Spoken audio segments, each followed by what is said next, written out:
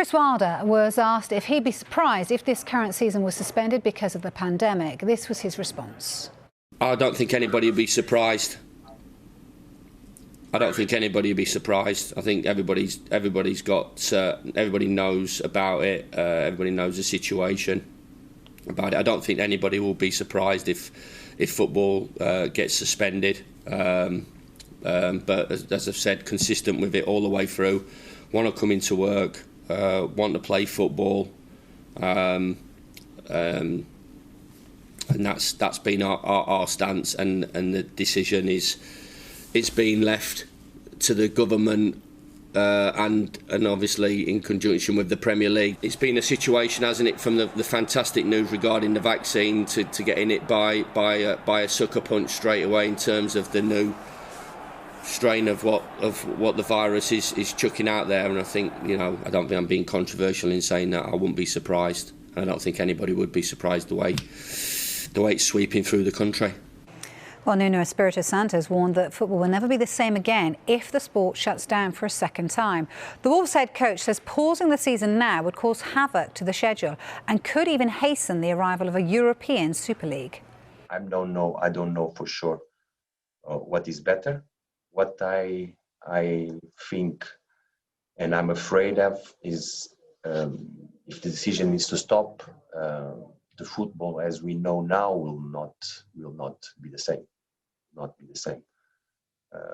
And this is my biggest fear, because the schedule will go crazy. It will be impossible to even finish the league and think about the Euros. So what I feel is that if we stop, everything will change. A new football will come, probably with the Super League, probably with other competitions, and then it will be a matter of which clubs will survive.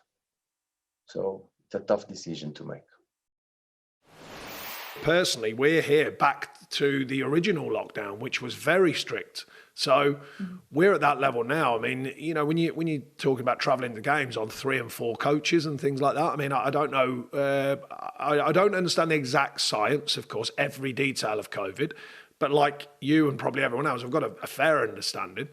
I think the Premier League are doing everything possible, and mostly the players are as well. Like I say, we can't govern what they do in their private lives, but inside the building we can. I think as long as the protocols are there and it's as safe as it possibly can be, then I think football has to continue. I think it would be a drastic action to stop it now with so many protective sort of ways that we're operating. Well, Newcastle manager Steve Bruce thinks otherwise. He says it's morally wrong for football games to continue. And QPR boss Mark Warburton has called for a circuit breaker. I do agree with Steve Bruce 100%. We love the game. We all love the game. We want the game to go ahead. I think we're very privileged that our business is going ahead when so many other industries are about to close down and face tough times. But right now, with the death figures and the infection figures at the levels they are and set to rise, unfortunately, in the next 2 or 3 weeks, I do agree 100% with Steve Bruce. We face a moral dilemma, and we have to be very careful now, right now when you're looking at schools being closed and potentially further announcements today. You have to ask yourself the question, does football have the right to carry on irrespective of that? And for me, a 4-week circuit break, for so many reasons, sends out the right message, in my humble opinion.